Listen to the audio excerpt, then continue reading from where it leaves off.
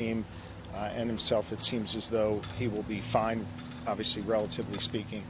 And we're glad to see that. Violence is never acceptable. I should also let you know that I did speak to President Biden. He called me last night to make sure that here in the Commonwealth we had all the resources we needed. I assured him that we did. At the time, he had yet to speak to President Trump. I think they connected later in the evening, and he wanted me to know that he was trying to reach out to the former president. I think that that was the honorable and right thing to do, and I'm glad that President Biden did that.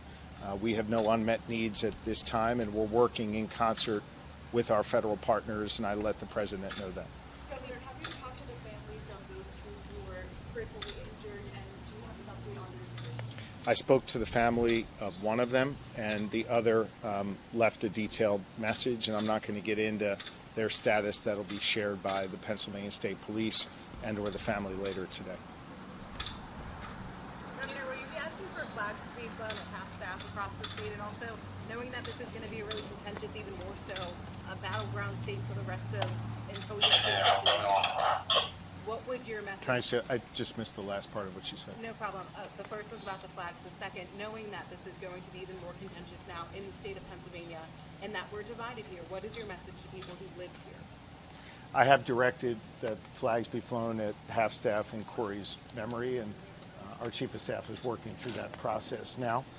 My message to all Pennsylvanians, my message to all Americans is to be firm in your beliefs, to believe what you believe, to advocate for what you believe, and to be engaged in the political and civic process, but to always do so peacefully. To remember that while we may be Democrats or Republicans, above all else, we are Americans. And if you look at the story of this great nation over the last 248 years, a nation that was born right here in Pennsylvania, it's been ordinary Americans at every single step of the way, rising up, demanding more, seeking justice, advocating for change, and doing so peacefully. And those who have advocated for such change peacefully, they have been the ones to bring that about. We have to remember that even in these times where there are real divisions, that we have to address those divisions through engagement in the political and civic process in a peaceful manner. That is incumbent upon all political leaders of all parties, and it is incumbent upon the public.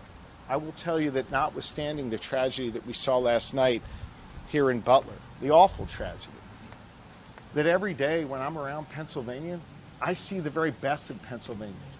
People who do have fervent beliefs, people who do have passionate beliefs, but who engage in a peaceful manner, and who love their neighbors, and who engage with people in their communities, even those that they might have differences from.